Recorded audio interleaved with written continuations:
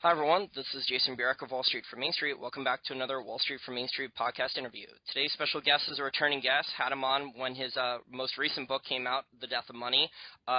He has two very good best-selling books that I highly recommend, Currency Wars and also The Death of Money. He has over 35 years of experience working on Wall Street as a lawyer and also as an investment banker. Thank you for joining us again, Jim Rickards.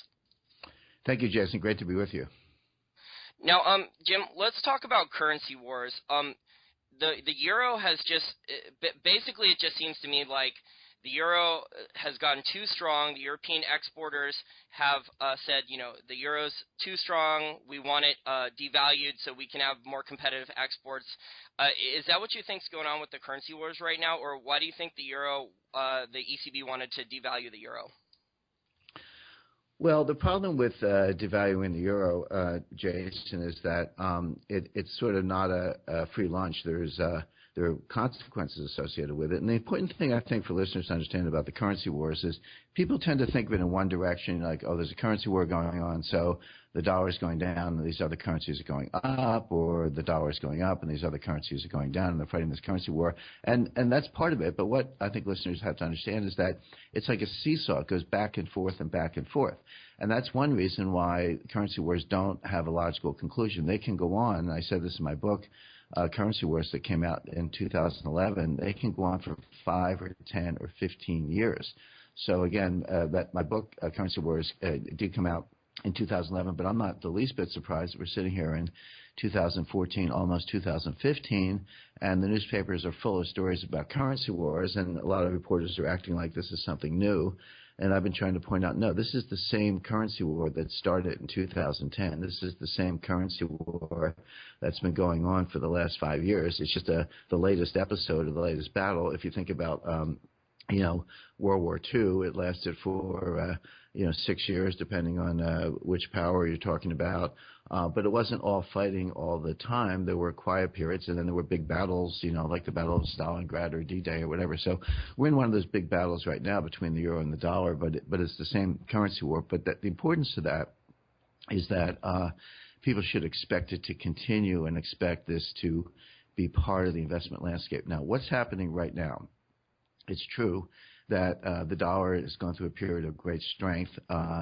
Really in the last 6 months, the dollar went up 8% against the euro and the yen. That's huge. In cross rates and foreign exchange trading, people talk about thousandths of a basis point, or a couple bips, or very, very tiny changes are good day's action in currencies. And here you have 8 percentage points of gain by the dollar against the euro in the last several months. That's a gigantic move, but completely non-sustainable. Now, markets have been misreading Europe, for years. They continue to misread it, and I don't know how many times I have to repeat it. I spell this out in chapter 5 of my new book, The Death of Money.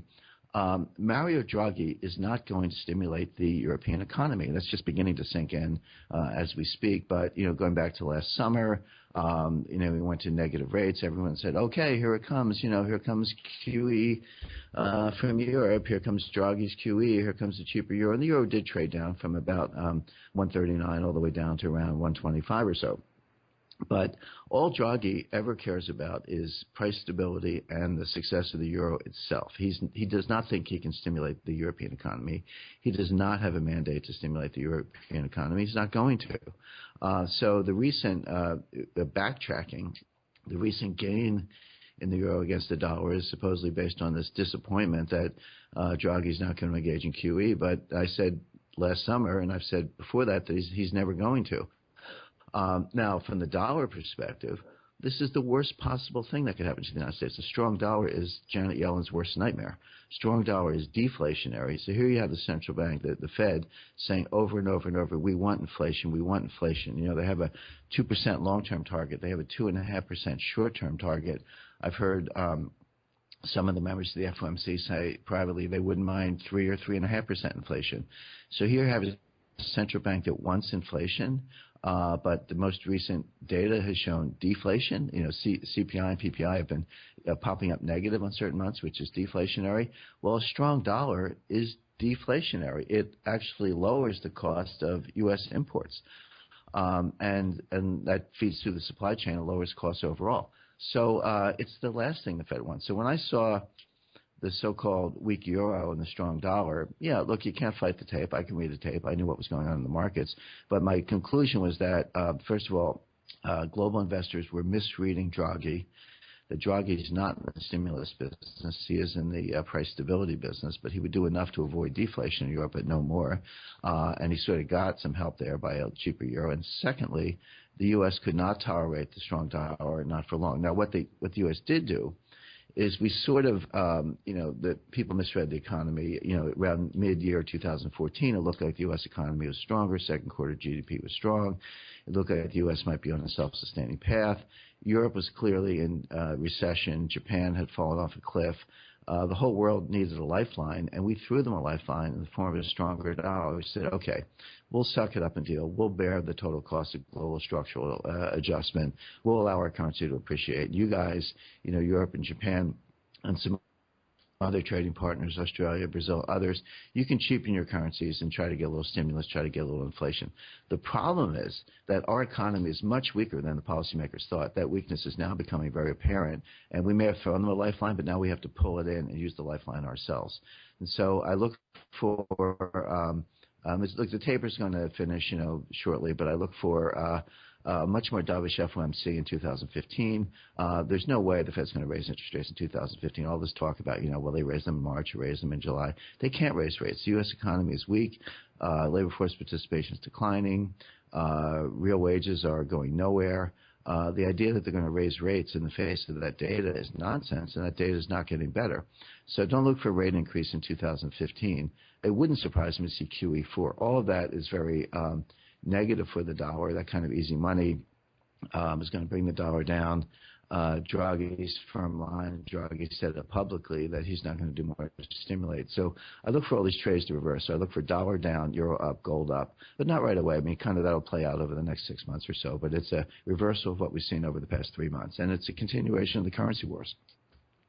Now, these myopic, rent-seeking Keynesians, they're inflationistas. They prefer inflation to deflation, clearly. We're seeing that now play out in Japan, who's basically been using, Keynesian stimulus longer than anyone else, including the United States. I think we're seeing stagflation in Japan, at least with the people I talk to and with the data. The people I talk to out of Japan who tell me that, their food and their energy bills are going through the roof, but Japan doesn't have their own natural resources, so their input prices are going crazy.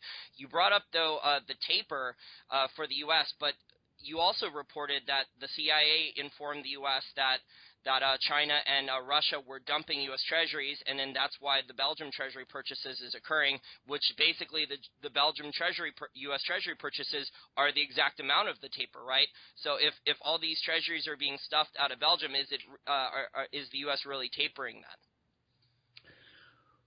Well, tapering has to do with U.S. Central bank purchases of U.S. government securities. The question is, are other people buying them? So maybe call it, friends of the taper or friends of the Fed. I wish the CIA had told the Treasury that. To my knowledge, they didn't. But you didn't need the CIA. You could see it in the public data. You just look at the Treasury tick report. You could see that the Russia, in particular, was dumping U.S. Treasuries beginning last October 2013. That was probably in preparation for moves in Crimea and trying to insulate themselves from U.S. financial sanctions. My concern is not that the data is secret, but that no one's looking. Yeah, I think you can use what we call market or market intelligence price signals that are available to everybody. It's not secret classified information. It's just stuff you can find from, getting a Bloomberg or a price feed. But the question is, are you looking? Do you know how to interpret it? Do you know how to link it to geopolitical events? And that's really the art that I think needs some development still on the part of the U.S. government. But getting back to your main point, Jason, well, look, if the data gets bad enough, the Fed will go back and buy the securities themselves. Now, who's buying through Belgium? Well, clearly it's not the government of Belgium. It's not Belgian dentists and lawyers and doctors. It's some other international actor. Is it the Fed acting through nominees? Is it the ECB? Is it, perhaps China, who doesn't want it to be known what they're doing? And that's all possible. But the fact of the matter is the main player is still the Fed. And there's so much people got so spun up in December 2012 when the Fed started the taper. But what people forget is that the Fed has tapered twice before. The end of QE1 was 100% taper. The end of QE2 was 100% taper. And now that they're ending QE3, that's the third taper. Yes, they did it gradually, not all at once, but it's still a taper. Well, what do we know from QE1 and QE2? What do we know from those tapers? They both failed.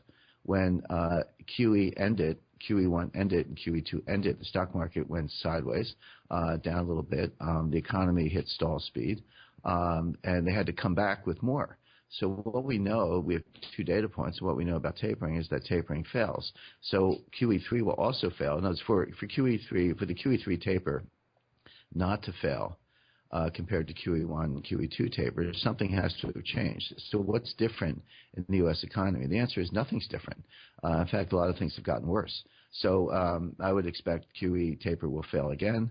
The U.S. economy will, if you may contract, certainly slowing down, certainly not getting anywhere near the kind of self-sustaining growth we want. We're seeing that in the stock market action. The stock market, remember the stock market threw a tamper. The stock market threw a tantrum at the end of QE2. If you go back to QE2, that was announced it was leaked in August of 2010 at Jackson Hole.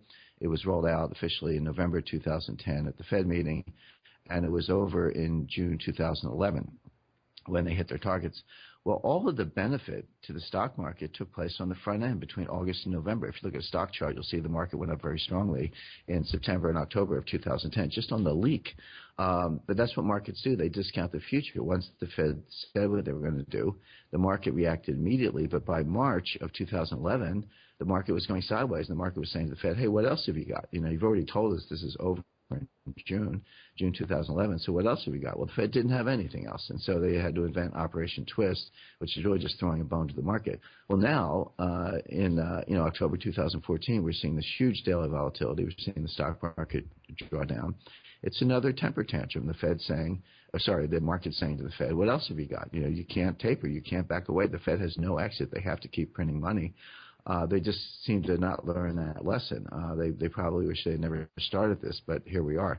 So my expectation is that markets will go down to stock markets will go down to sideways. It'll become very apparent that the U.S. economy is weak. It will become very apparent that the Fed's not going to raise rates, may even do QE4. And on that news, I would expect the dollar to go down, the euro to go up. And don't be surprised if stocks rally if they announce QE4. I mean, as bad as it is, I think it's lousy policy. I'm not in favor of it personally, but my opinion doesn't matter. What matters is what Janet Yellen thinks. And if they come with QE4 in April or May of next year, stocks could actually go up on that news for the wrong reasons. But it just means more easy money, more leverage, and ultimately a bigger asset bubble and a bigger collapse. But that's sort of down the road. Yeah, the taper tantrum you talked about, it's like the market and Wall Street is like a spoiled child. Once you start giving them candy or money to go buy candy and toys and video games and things like that, and then all of a sudden you try to inflict discipline on them, they're not going to like it very much. But my next question, Jim, is switching gears here, is about China and the SDR. You put a link on your Twitter feed a number of months ago about Chinese People's Bank of China talking about the SDR. Do you think China really wants the SDR, or is the Chinese central bank and the Chinese government divided about whether or not it wants the world reserve currency immediately or it wants to transition to an SDR? Well, China's not even close to having a world reserve currency. They're not prepared for that. They may want it eventually, but again, they don't meet any of the criteria. There's a lot of confusion about the difference between a trade currency and a reserve currency. Everything China's doing right now is designed to promote their role as a trade currency. So these bilateral swap deals you see with Brazil and Switzerland and other countries, that's designed to improve the liquidity in the Chinese yuan, get settlement payments mechanisms. I mean, after all, if I do want to use yuan to pay for Chinese goods or Chinese exports, I need some way of, holding them in a bank account and wiring the money and, creating that, what I call the plumbing of the financial system. And that's fairly primitive as regards to the yuan. So that part of it is moving quickly. And the Chinese yuan is expanding as a trade currency. But to be a reserve currency, you need a very large, deep pool of investable assets. I mean, what are reserves? Reserves are just your savings account for a country. So, if you make $100,000 and you spend $90,000 and you have $10,000 left over, and you put it in the bank, or you can buy stocks or invest it somehow, think of that as your reserves. That's your savings. Well, it's no different with a country. If you run a trade surplus or current account surplus and you have foreign direct investment, you're going to earn reserves. Well, you have to invest it somewhere. You can't, China's got $4 trillion in reserves. They can't stick it under a mattress. They have to go buy something. Well, the only market in the world big enough to absorb those kinds of savings inflows, reserve inflows, is the U.S. Treasury market. And that's why they all own U.S. Treasuries, not exclusively, but to a very large extent. 60% of world reserves are in U.S. dollar, mostly in U.S. Treasuries, because it's the only market big enough to absorb the inflows. So what do you need to be a reserve currency? Well, you need to create a securities market, and not just a securities market. You need to issue bonds, sovereign bonds across all maturities, everything from 30 days to 30 years. You need dealers to make a market in them. You need futures and options to hedge them. You need a repo market to finance them. You need settlement clearance mechanisms. Above all, you need a rule of law so that people can have some assurance that there's recourse in the event of a bankruptcy or in the event of any other contractual breaches. Well, China doesn't have any of that. There's no large Chinese sovereign bond market. There's no large set of dealers in Chinese sovereign bonds. There's no infrastructure for repo or futures or options. And China has no rule of law. So China is not equipped to have a reserve currency whatsoever. 20 years, could they get there? Possibly, but it would take, the better part of 20 years. But here's what China actually is doing. China wants to have their cake and eat it. They want to be a kind of a reserve currency without opening the capital account and building the infrastructure I just described. The way to do that is to say, well, the world reserve currency, the coming reserve currency, the thing that's going to replace the dollar, is the IMF special drawing right. So China is trying to be a reserve currency through the back door by being included in the basket that makes up the SDR. The SDR is the special drawing right. Now, if you look at that basket today, and all this information is available on the IMF website, it's what's in it. Well, it's the dollar, it's the euro, it's the yen, Swiss francs, sterling. There might be a couple other currencies in there, but the point is they're all those sort of traditional hard currencies. The Chinese yuan is not included. But what people don't understand is that the IMF executive board has the ability to change the composition of the basket. They could vote to include the Chinese yuan. And that, by the way, those discussions are taking place as we speak. Right now, the IMF annual meeting is taking place in Washington, and behind closed doors, the Chinese are discussing the mechanism and the timing of including the Chinese yuan in the SDR basket. So that's China's way of being, in effect, a global reserve currency, because once you make the SDR reserve currency and the Chinese yuan is included, it's de facto part of the global reserve without opening up the Chinese capital account to the kind of direct capital inflows in Chinese yuan-denominated bond market that I described. So that's kind of the big picture. Now, the U.S. is standing in the way of that. There's all kinds of pushing and shoving about China demanding more votes at the IMF, the U.S. standing in the way, but the IMF demanding that the U.S. pony up the $100 billion we promised them at the Pittsburgh G20 summit in September 2009. We never honored that obligation. That requires a vote of Congress. There's a lot of opposition from people like Rand Paul, Ted Cruz, and Jeb Hensarling, and other sort of, if not Tea Party members, at least friends of the Tea Party, let's say. A lot of suspicion about the IMF intentions there. They're going to try to slide it through the lame duck session. Boehner's okay with it. They're going to try to stick it on some bill. We'll see how that plays out. But IMF governance, IMF politics are a mess right now because of this fighting between the U.S. and China. The U.S. is trying to, constrain China's degrees of freedom. China is trying to break out of the constraints by barging into the FDR and getting more votes at the IMF. So kind of watch that space. But what it's all leading up to is the use of the SDR as the new global reserve currency. That's the one that will replace the dollar. If anything replaces the dollar, it's not going to be the Chinese yuan. It's going to be the SDR alongside of, with dollars and euros and Swiss francs and some of the other currencies that make up the basket. And the next time there's a global liquidity crisis, that's going to be bigger than the central banks. The Fed's not going to be able to print and guarantee tens of trillions of dollars as they did the last time. Those trillions of of dollars are going to come in the form of printing of SDRs by the IMF, and China wants to be part of that party. Yeah, I don't want the SDR. I don't think you want the SDR because I think I've heard you say in past interviews that it would be incredibly inflationary. I want to get back to more of a hard money type of system here where we don't have behind the scenes, these central banks and these politicians doing bailout programs and massive QE programs and, buying garbage off banks and giving them more dollars to speculate with and potentially blow up their balance sheet or bring the world economy to its knees. My next question, though, is about financial warfare and potentially, the U.S.'s ability and Wall Street's ability to move down the commodities markets. We've seen Russia is a major producer of platinum, palladium, oil, and natural gas. Do you think the U.S. is retaliating against Russia, Saudis, and OPEC for doing these bilateral trade agreements outside of the petrodollar? Well, there's no doubt that there's a financial war going on. I think the U.S. is an actor, but so is Russia. In other words, this is going back and forth. The U.S. has imposed economic sanctions on Russia as a result of their actions in Crimea and eastern Ukraine. Russia is retaliating. What I think is most troubling, or should disturb investors the most, is not these sort of market manipulations, because they've been going on forever.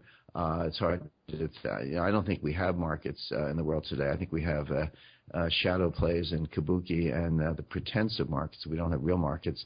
Starting with the Fed. The Fed's manipulating U.S. dollar interest rates. Well, since the U.S. is 60% of global reserves, U.S. dollar is 60% of global reserves, and the interest rate is sort of the price of dollars. Well, when you manipulate interest rates, you manipulate everything in the world. Every major market is priced off of dollars, references dollars, so you're really manipulating everything. But we've seen LIBOR manipulation, gold manipulation, foreign exchange manipulation, energy manipulation. Show me a market that's not manipulated either by governments or bad actors or frauds or crooks, and I can't think of one. So that sort of comes with the territory. But I think what you're getting at, Jason, is something even more dangerous than normal government manipulation, which is financial warfare, actually going into markets not for financial advantage, but for geopolitical advantage, and not to sort of maximize your own wealth, but to destroy the wealth of others, weaken them in geopolitical space. That's what is going on behind the scenes. That's what's behind a lot of these cyber attacks. And I think one of the things that concerns me the most, you go back to the Cold War, when we had what was called mutual assured destruction. That was a doctrine that said, the United States had enough missiles to wipe out Russia. It was the Soviet Union at the time, but call it Russia. The U.S. had enough missiles to wipe out Russia. Russia had enough missiles to wipe out the United States. Well, that's a very unstable system because the temptation is to shoot first, wipe out the other guy, and you win. And so this led to an arms race. The two countries said, well, let's build more and more and more missiles, so if the other guy shoots first, we'll have enough missiles left over that survive. We can shoot back and wipe them out, and so they won't shoot us in the first place. It's sort of a game theoretic construct, and we call it the two scorpions in the bottle. Pardon me, one scorpion can sting the other, and the victim will die, but the victim has just enough strength left to sting back, and they both die. And so that was what was called mutual assured destruction. Well, now we have mutual assured financial destruction, where as the U.S. throws its weight around, uses the dollar to intimidate geopolitical rivals and trading partners, the capacity of those other countries to strike back is much greater than it was in the past because of what's called asymmetric or unconventional warfare in cyberspace in particular. And the Russians are probably the best in the world at this. The U.S. is pretty good, but Russia is extremely good also. Now, what should trouble investors is the risk of an accident. You go back to the Cold War nuclear warfighting scenarios I just described. The two most famous movies of that era from the 1960s, Fail-Safe and Dr. Strangelove, both great movies, by the way, shot in black and white, involved nuclear warfare between Russia and the United States, but they both involved either accidents or rogue officers in the chain of command. It was not sort of an intentional, premeditated strike. It was something that went wrong in the system. And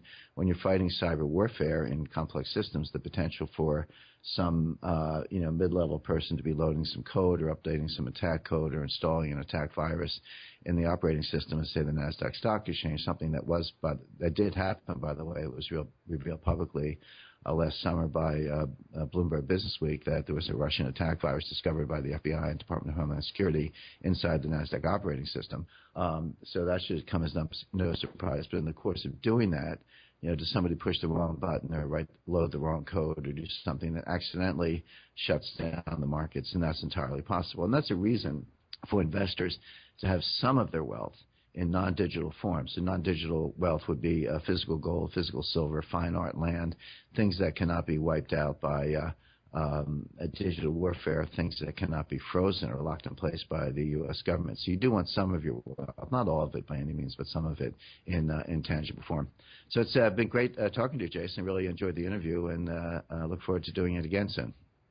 Yes, I definitely look forward to doing it again soon, Jim, and hopefully we can continue to talk about currency wars, financial warfare, and get to ask you some more detailed questions on the gold market on the next interview. Thank you, Jason.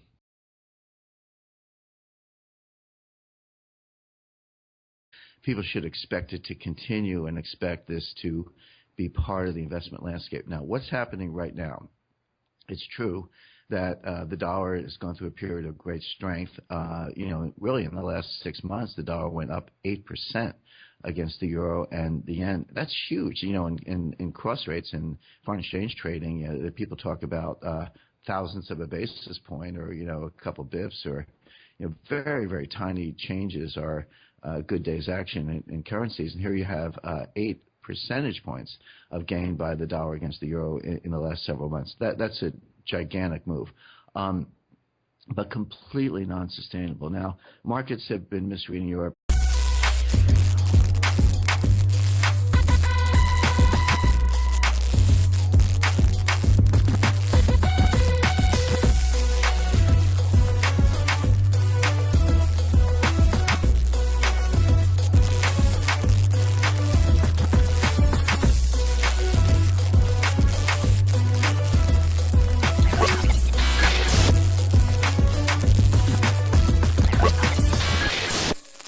Hi everyone, this is Jason Burack of Wall Street from Main Street. Welcome back to another Wall Street from Main Street podcast interview. Today's special guest is a returning guest. Had him on when his most recent book came out, The Death of Money.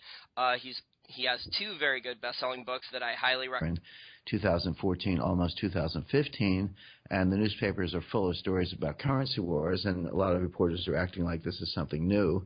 And I've been trying to point out, no, this is the same currency war that started in 2010. This is the same currency war that's been going on for the last 5 years. It's just the latest episode of the latest battle. If you think about, World War II, it lasted for, 6 years, depending on which power you're talking about. But it wasn't all fighting all the time. There were quiet periods, and then there were big battles, like the Battle of Stalingrad or D-Day or whatever. So we're in one of those big battles right now between the euro and the dollar, but it's the same currency war. But the importance to that is that it's sort of not a free lunch. There are consequences associated with it. And the important thing, I think, for listeners to understand about the currency wars is people tend to think of it in one direction, like, oh, there's a currency war going on, so the dollar is going down and these other currencies are going up, or the dollar is going up and these other currencies are going down and they're fighting this currency war. And that's part of it. But what I think listeners have to understand is that it's like a seesaw. It goes back and forth and back and forth. And that's one reason why currency wars don't have a logical conclusion. They can go on, and I said this in my book, Currency Wars, that came out in 2011, they can go on for 5 or 10 or 15 years. So again, my book, Currency Wars, did come out in 2011, but I'm not the least bit surprised that we're sitting here. Recommend Currency Wars and also The Death of Money. He has over 35 years of experience working on Wall Street as a lawyer and also as an investment banker. Thank you for joining us again, Jim Rickards. Thank you, Jason. Great to be with you. Now, Jim, let's talk about currency wars.